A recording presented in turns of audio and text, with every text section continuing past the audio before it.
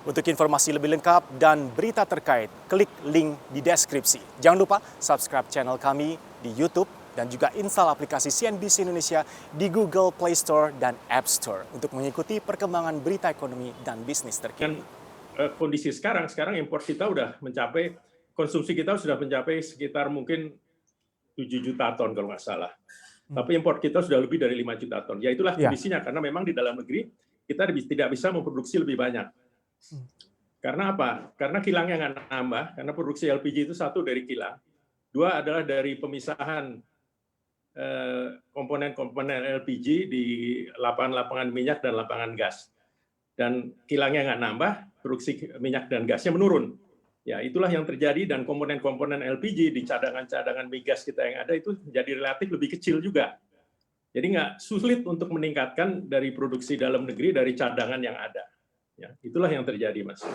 Ya, Pak Ari, ini stagnasi dari produksi LPG kita ini seberapa sudah mengkhawatirkan kalau kita berbicara mengenai mengejar kapasitas kilang yang masih bisa kita maksimalkan dan manfaatkan. Dan Anda sudah jawab dengan tegas kalau ditanya apakah kita kecanduan import, ya mau tidak mau harus import. Tidak ada yang salah dengan itu juga. Tapi Anda melihat ini nanti akan seberapa jauh mendisrupsi dan menantang juga mengenai ketahanan energi nasional kita. Karena headline kita kan berbicara mengenai menciptakan ketahanan energi nasional.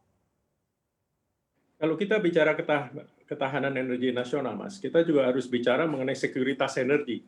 Sekuritas supply daripada energi, karena sekuritas supply itulah justru yang sangat diperlukan bagi masyarakat dan pelaku-pelaku ekonomi. Jadi yang penting itu adalah ketersediaan supply